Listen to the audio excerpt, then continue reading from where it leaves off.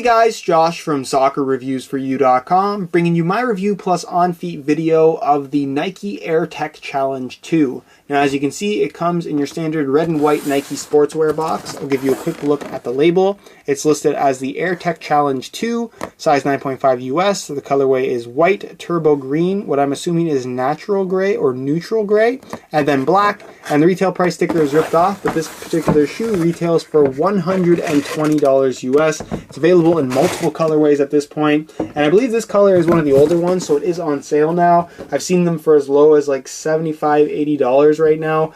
So again, if you guys are interested in a pair of these for yourself in this colorway or another one, I will leave a link down below in the description to the review page on my website where you'll find buy it now links to, like I said, all of the available colorways. So here is a look at the Nike Air Tech Challenge 2. This is a retroed model, if you will. It's a re-release of a shoe that came out back in 1990. This was an Andre Agassi tennis signature, believe it or not. And I have to say, I'm a really big fan of this shoe. Up until they retroed it, I honestly had no idea that this shoe even existed. But I knew that when I first saw it, it was one that I had to have. I really like the look of it. It's retro, but at the same time, it's still very, very modern, considering that this shoe came out in 1990.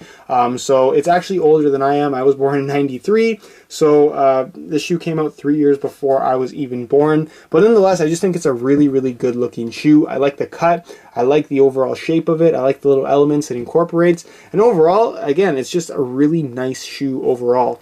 So as far as materials and colors go, the materials are honestly just okay. There's nothing too crazy about it. It does feature leather, but the leather itself does feel a little bit cheap. I'm kind of even hesitant to say if this is actual leather. It almost feels like it's pretty much full synthetic.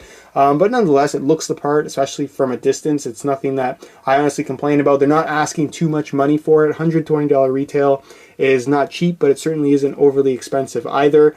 So again, I'm not really going to complain about the materials and the quality of it all that much. It's well made. And again, they're not particularly premium, but it certainly does kind of get the look across overall. As far as the color is concerned, this is one of many colors that I've seen of this shoe so far. It features a mainly white base in the form of this perforated leather-like material. You're going to find a gray kind of outlining some of the shoe. And you can see it just uses various layers and different materials kind of overlapping, which I think look pretty good. You have black going through the middle here. You have this little kind of paint splatter type of look to the forefoot as well as the heel area in kind of like a turquoise teal type of color, which is also found in the Nike swoosh. Your Nike Air embroidered in white on the back of the heel, and again, more of that kind of paint splatter design on the medial side as well. You have kind of this little plastic strap here running from the kind of back of the heel into the lacing system right at the top. It's plastic, or kind of a rubberized plastic. It's got some flexibility to it,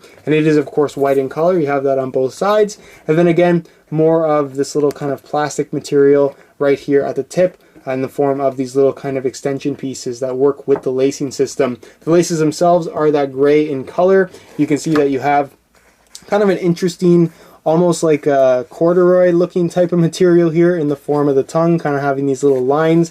And then you have your Nike logo right there, which again has that very retro vibe about it. One thing is that kind of just sitting here, the tongue almost looks like it's a little bit too short for the shoe, but it definitely isn't when you actually put the shoes on. You have more of that material you find on the tongue on the very back. The inside of the tongue is that kind of teal turquoise color, as well as the insole, which does feature the Nike